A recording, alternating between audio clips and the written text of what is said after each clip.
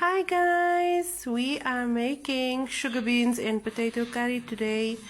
So I'm gonna use the canned sugar beans because ain't nobody got time to come home and boil sugar beans. But if you have boiled sugar beans, it works the same. I'm just using the can for convenience. Okay, so in my oil, I'm just using sunflower oil. I've got one slit green chili. I've got a few, like 4 curry leaves. I've got a cinnamon stick that I've just broken up, and then a few onions just to test the oil. Okay, I'm just adding in my sliced onion, and then I'm just going to mix that in.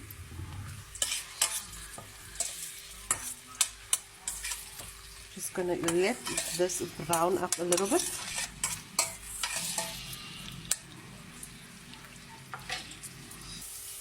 Okay, to this I am now adding a half a teaspoon of bori or turmeric, and then my trusted favorite cumin and coriander, a teaspoon's worth, and I'm just gonna mix that in.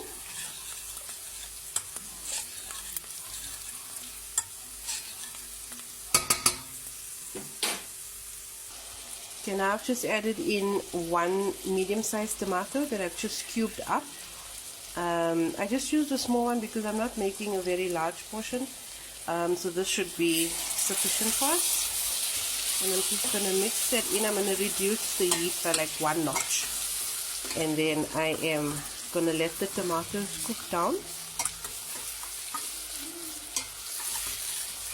So I think before I let the tomatoes cook, I'm just going to add my teaspoon of salt, just so that it removes all the moisture from the tomatoes and allows it to cook down properly. Okay, so you can see my tomatoes have reduced quite nicely.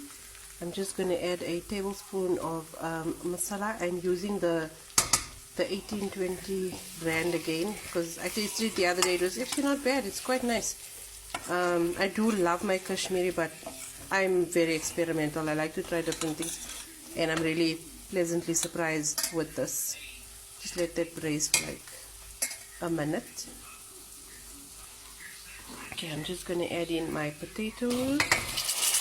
So these were 2 nice sized potatoes, like medium, and I just peeled, washed and cut them into the size.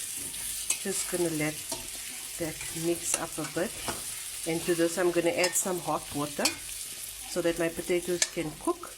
So I know some people boil their potatoes before adding it to the curry to save time. Me personally, I don't like to do that because I feel like it doesn't allow the potatoes to absorb as much flavor as adding them from scratch into the pot and just being a little bit patient and letting them cook, because all the gravy like soaks into the potato and it just adds so much more flavor. Okay, so to this I'm going to add in some hot water.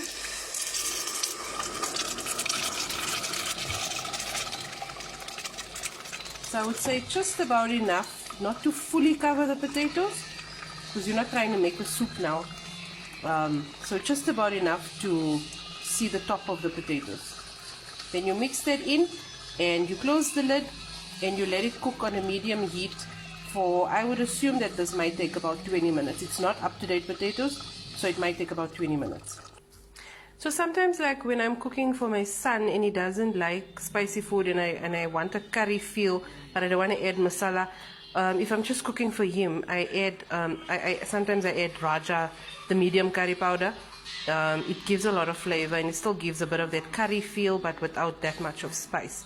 So just a bit of a tip for those of you that are cooking, but for kids, and you still want a bit of a curry flavor.